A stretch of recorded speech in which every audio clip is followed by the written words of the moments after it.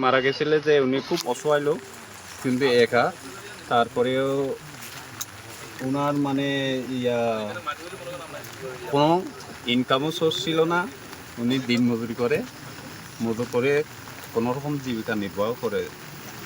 তাই ওনার এই মন মানসিক আহত মানে পাইলে সরকার থেকে কিছু সহযোগিতা পাইলে উনি খুব ভালো হয়েছে। আসলে উনি সকালে কাজে যাওয়ার জন্য বের হয়েছে বাড়ির থেকে। যাওয়ার পর যে পাহাড় থেকে পানি নামতেছে, ওই পানির নাশটাটা ক্লিয়ার করার জন্য নামছে। তারপরে দেখেছে উপর থেকে একটা গাছ পড়ে উনি মারা গেল আর কি। তো ওনাকে উদ্ধার করে যারা এলাকাবাসী কাজে যাওয়ার সময় তারা দেখছে একটা লোক কাজ করতেছে, লোকটা নাই। তো পরে দেখতেছে গাছের নিচে আছে কিনা, খোঁজাখুঁজি করার পর পাইছে ওখান থেকে পাওয়ার পর উদ্ধার করছে ওরা। যেই মাটিগুলো বৃষ্টির কারণে পড়ে গেছে ওগুলো রাস্তার থেকে সরাইতে গেছে। এরপরে উপর থেকে যে গাছটা আছে ওইটা তার উপরে পড়ে গেছে।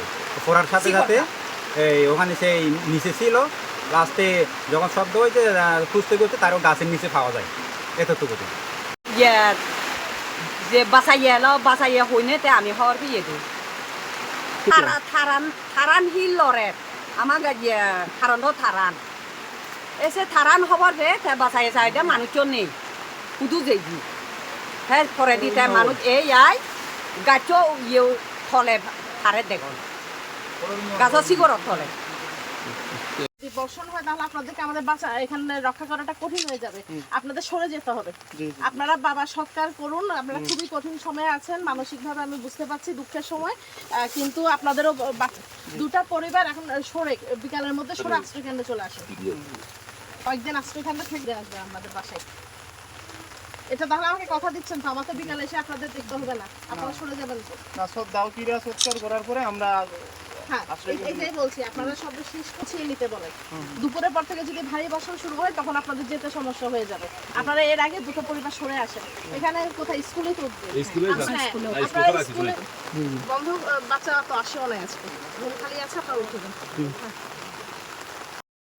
বাঘাইছড়ি উপজেলায় মাঝারি বর্ষণ চলছে, এখনো ভারী বর্ষণ শুরু হয়নি, কিন্তু আমরা সতর্কতামূলকভাবে পাহাড়ে যারা বসবাস করছে আমাদের যে জনগোষ্ঠী আছে তাদেরকে দ্রুত আমরা সরিয়ে নিচ্ছি।